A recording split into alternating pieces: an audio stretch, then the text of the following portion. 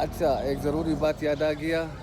अगर आप लोगों के पास कम्बोडिया का ई वीज़ा है तो आप लोग बाय रोड मत आना, क्योंकि ई वीज़े वाले को बाय रोड नहीं छोड़ रहा है, वापस कर रहा है। अगर आप लोगों के पास स्टिकर वीज़ा है तो आप बाय रोड आ सकते हो।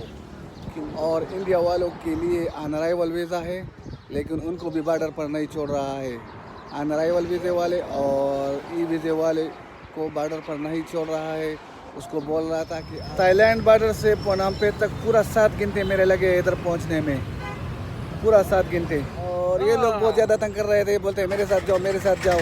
अभी अभी थाईलैंड से आया हूँ तो थाईलैंड से कुछ ज़्यादा अच्छा नहीं लग रहा है कम्बोडिया। बहरहाल अच्छा है, लेकिन थाईलैंड की तरह इतनी खूबसूरत नहीं है।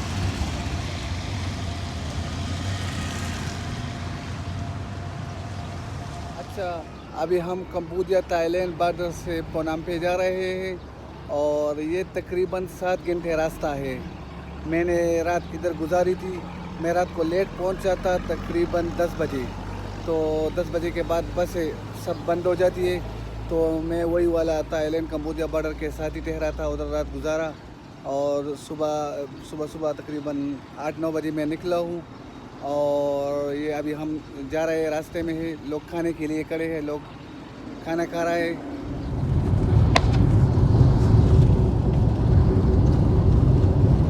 और ये तकरीबन कम्बोडिया थाईलैंड बॉर्डर से रास्ता जो है ये तकरीबन 7 घंटे रास्ता है। और इसका टिकट है $12। लोग ज़्यादा मांग रहे हैं, तकरीबन $20-15 मांग रहे थे, लेकिन लड़ाई कर के तकरीबन $12 पे दे दिया उन्होंने टिकट। ये वाली हमारी गाड़ी है, ये आप देख सकते हैं। इसी गाड़ी में हम जा रहे हैं पोनाम्पे और लोग सब खाना खा रहे हैं। ये रेस्टोरेंट में हम खड़े। तो आज मेरा कम्बोडिया में पहला दिन है और बाय रोड हम जा रहे हैं पोनाम्पे। तो रोड ट्रिप एंजॉय कर रहे हैं। बहुत खूबसूरत इलाका है कम्बोडिया का। ये कम्बोडिया का गांव है, ये आप देख सकते हैं। यहाँ पर गाय हैं। ये कम्बोडिया का गांव वाला लाइफ स्टाइल है।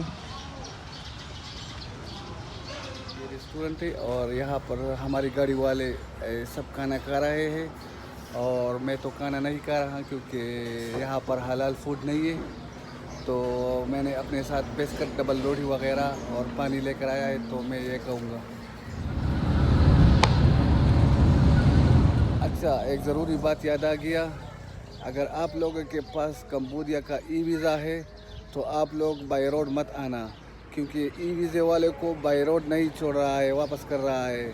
अगर आप लोगों के पास स्टिकर वीज़ा है तो आप बाय रोड आ सकते हो, क्योंकि ई वीज़े वाले को भी वापस किया। और इंडिया वालों के लिए अनराइवल वीज़ा है, लेकिन उनको भी बॉर्डर पर नहीं छोड़ रहा है। अनराइवल वीज़े वाले और ई वीज़े वाले को बॉर्डर पर नहीं छोड़ रहा है। उसको बोल रहा था कि आप सीधा फ्लाई करके एयरपोर्ट पर चले जाओ, हम आपको एंट्री नहीं देंगे। ये बात ज़रूर याद रखना। पाकिस्तान के लिए ई वीज़ा है, तो अगर आप लोगों के पास स्टिकर वीज़ा है, बैंकॉक से स्टिकर वीज़ा लगा कर आते हो तो फिर आपको छोड़ेगा।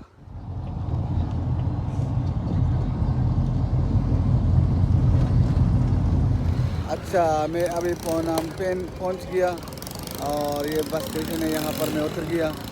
और यहाँ पर मैं अपनी होटल की तरफ जा रहा हूँ कि मेरा होटल किधर है, उसको सर्च कर रहा हूँ। और भूख भी बहुत लगी है, खाना भी खाएंगे।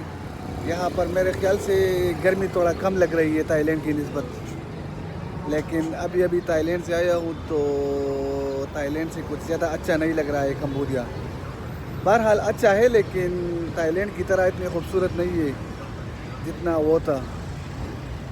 तो अभी चलते हैं अपने होटल की तरफ। थाईलैंड बॉर्डर से पोनाम्पे तक पूरा 7 घंटे मेरे लगे इधर पहुंचने में, पूरा 7 घंटे। ये पोनाम्पे का मेन सिटी है, ये आप देख सकते हैं।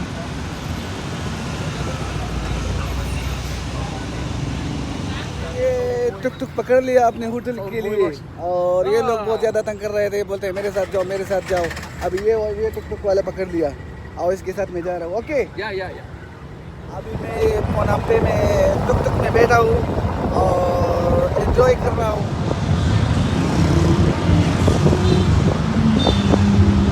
पोनाम्पे बस स्टेशन से मैंने रिवर वाली साइड